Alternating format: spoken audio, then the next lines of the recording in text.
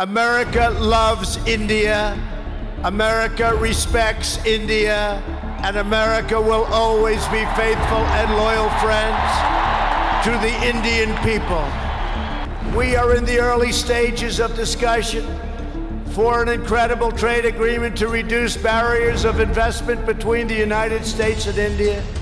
The Prime Minister and I will also continue our important discussions about how to deepen the relationship between our two great countries. In Raghav's take, Trump has stunned India. It's a bigger shock because India did not see it coming. 3 months into his maverick second term, Trump seemed to be happily strengthening a strategic alliance which is almost NATO-like, with the obvious objective of restraining China. After all, over a quarter century, we've conducted joint military exercises, we've launched satellites, we've made deep business-to-business investments, bought sophisticated weapons, and held celebratory political summits. Just about everything to prove that Washington and New Delhi were going to be the closest buddies of the 21st century. Trump, in his megaphone manner, appeared to have signed up for the bromance. Until April, there was remarkable optimism about doing a big, beautiful trade deal with India. But then, India struck Pakistan hard in Operation Sindoor. Suddenly, inexplicably, Trump became vicious.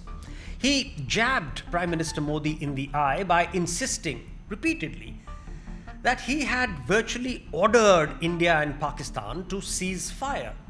As Modi strenuously denied any American intervention, Trump began to serenade Pakistan, taking Field Marshal Asim Munir to lunch and promising to build a big, beautiful oil field in a desolate economy.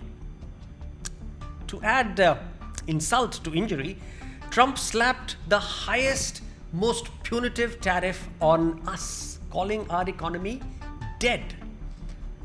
And finally, in a surreal act of self-harm, he gave China and Pakistan a geo-economic advantage over India, America's closest ally in the global effort to contain rogue nations. Many Indians are feeling overwhelmed, anguished at the Trumpian betrayal.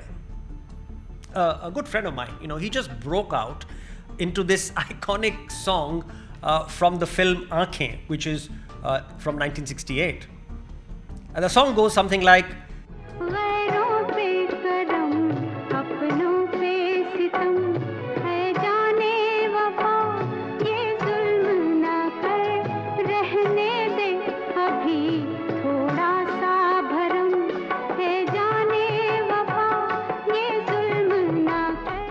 I'll translate it for you. You are being kind to strangers, but you're inflicting violence on your loved ones. I am your loyal friend. Don't be so cruel to me. At least keep alive the illusion of our friendship. I am your loyal friend. Don't be so cruel to me. Trump's unexpected assault on India has cleaved us into two groups. There are the hotheads who are baying for revenge. They say with aggressive innocence that we should form a Russia-China-India axis to take on America, who has abandoned India. I call this cohort the Provoked-Innocents. These Provoked-Innocents thump chests when Reuters files an exclusive claiming India has paused all defense purchases from America. Good show, sock it to the Yanks. But they get disheartened when India promptly denies the Reuters report. Oh no, shouldn't we switch from American F-35s to Russian Sukhois, which are better aircraft? That's what they say.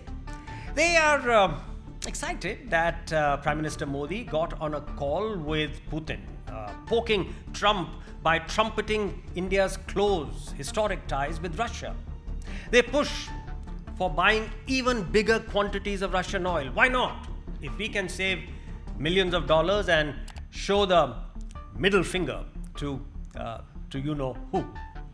These hotheads are delighted that Modi is going to China after 7 years by agreeing to attend the Shanghai Cooperation Organization, that's SCO summit.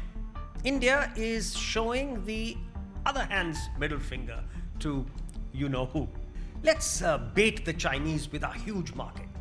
Whisper in their ears not to worry. Our appetite for your exports and investments can become bigger than what Trump has shut for you. Unfortunately, it's a naive and dangerous echo of 1962 of Hindi and Chini being brothers, Hindi Chini, bhai bhai. At the other end of the spectrum are people who advocate strategic restraint. The Trump regime is a transient aberration. Most likely, Trump will lose control of the House in the midterm polls in November 2026. That could clip, perhaps even cripple, his political power. So his bullying must be dealt with tactfully for just a few more months. I call this cohort, to which I must admit I belong, the Bide-Your-Timers. After all, Trump has exempted almost half our exports, namely oil, pharma, and electronics. So that has whittled down the problem to about $40 billion in labor-intensive sectors like gems, jewelry, leather, garments, auto ancillaries, tires, etc. If we assume that 50% of these exports will get killed by the high tariffs, that's a loss of $20 billion, which is a huge blow for individual companies. But it's a relatively small dent of less than 50 basis points for India's GDP. The real distress will occur at the household level. Workers in these industries, largely on contract without a social security net, they will get laid off, causing widespread misery to hundreds of thousands of families. The government must gear up to proactively marshal that situation. Exporters should be aided, even subsidized, to find new markets and keep the shop floor humming. Sacked workers should be actively assisted with unemployment doles, with retraining and alternative job placements. It's going to be tough. Yes, it's going to be tough. But so was the pandemic. The Modi government will have to devise and implement a crisis response. There's little room for self-doubt or prevarication or half measures. Prime Minister Modi must constantly remind himself that this is a bide-your-time strategy to hold up long enough to ride over the pain until the end of Trump's powerful reign. At best, it's about 12 months. At worst, it's 3 years. Since the America-India strategic embrace will outlast Trump by several decades, Modi should not get trapped in an escalatory tit-for-tat. We need to negotiate this rough phase with the least possible damage and provocation. We should have faith that the innate alliance will revive in the post-Trump era. Meanwhile, we should launch a vigorous drive to deregulate, de-tax, and re-energize our entrepreneurial economy, giving it a much stronger second breath. The final cornerstone of this bide-your-time strategy, ironically, must encompass China. We've got to stop treating China as a pariah country. We must draw them into an economic entanglement with India. Actively get Chinese companies to invest and set up high-tech shop floor operations here. That will kill two birds with one stone. It will reduce our imports and increase domestic capex, creating jobs within India versus draining our foreign exchange to buy Chinese goods. And a third bird will get trapped too.